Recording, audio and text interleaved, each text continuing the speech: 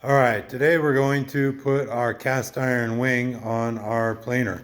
We've had the rear or exit wing on for a long time, but now we have the space. We're going to be putting on our wing for the infeed to the planer. And I'm going to kind of show you what I do. Maybe you've seen it before, maybe you haven't. If you've ever gotten cast iron new before, you'll see it comes with a kind of plastic cover and a protective coating on it. We're going to remove that before we do any kind of attempt to install because this stuff is really slimy. It's grease basically. So we're going to take some WD-40, clean it off. When it's all said and done and installed, we'll actually wax it and get it all prepped.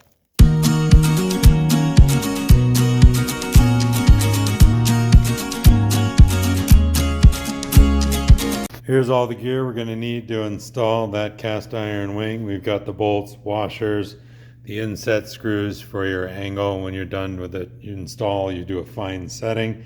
Got these 2x4s we're going to run into the planer, and then we're going to crank the planer down on top of it, have them coming out as scabs. These clamps are going to hold the cast iron to the 2x4s. We've got our socket head and drill for the big bolts. And then these little two scabs, these are going to be integral for going underneath the cast iron wing because it has these big cavities here, and those cavities are going to be difficult for the clamp to get into. So those are just, these blocks are going to go in and allow our clamp to affix nice and securely. We're going to use those boards there behind me to hold with clamps in place. So the planer has been fixed down onto these boards. They are solid, they're not going anywhere. And now we're going to lift the wing up, clamp it to this, and see how fast I can get this done. Don't want to rush it, but I'd also like to do it quickly because I don't want to be holding that cast iron too long. So if you ever need to mount it by yourself, put a big large wing on a 20-inch, 15-inch, whatever planer. Doing cast iron by yourself is heavy. So this is some tricks. Okay, here we go. Clamp, quick clamp ready, pipe clamp ready. Nice heavy cast iron.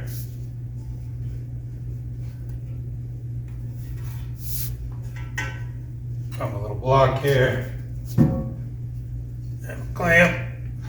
And what I'll do is I'm going to temporarily clamp this bad boy.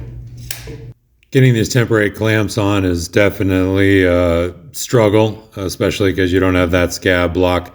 If you want to cheat, you could actually use a little double sticky tape and put that little scab block underneath for your temporary clamps as well. But I find it pretty straightforward to just go ahead and do the temp clamps on the edge of the cast iron.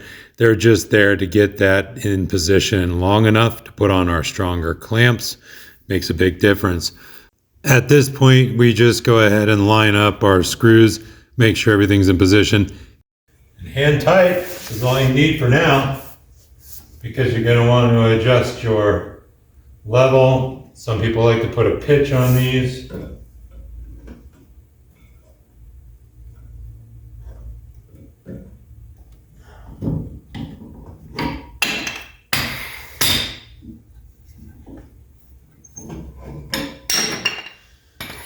I'm not saying there wasn't some muscle involved in that process, but you do it one man and do it by yourself. It's a pretty easy way to do it. But the idea is we want to make sure that we're nice and level at the table there. And then this is the degree that you set with those little recessed screws. And you can put that up or down. But we want to get this mostly level over in this area here at the seam. Right, we want that nice and flush before we do our final tightening down. There are your main bolts and your set screws for adjusting pitch. Use a hand socket for tightening this. But we want to make sure that we get rid of this gap here and make sure that's nice and level and smooth all the way through. Nice, smooth seam. Can barely, if at all, catch my thumbnail in there. That's really nice. That's what we want. Same thing over here. So we've got these, and this is going to sound funny, loosely tightened or tightened loosely.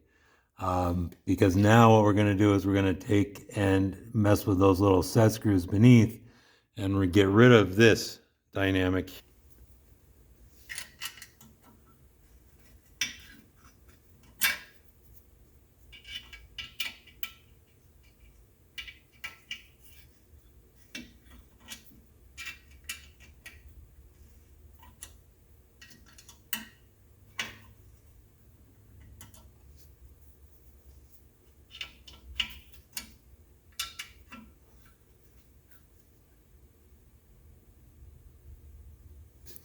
Now the gap is gone. That's awesome, right? Now we're technically at level with the entire rest of the main bed, according to this level here, or at least what I'm considering it my straight edge. Let's run some boards through and see how much snipe we get, huh?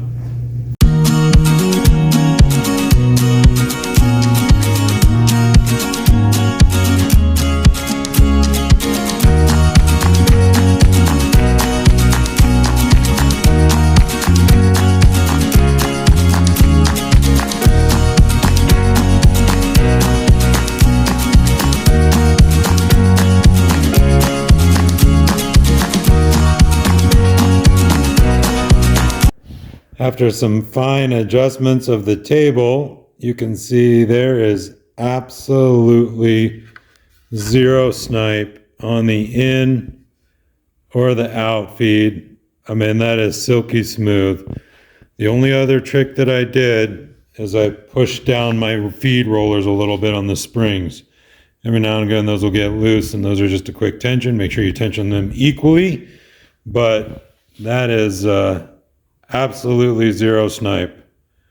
That's what we're looking for. Sweet.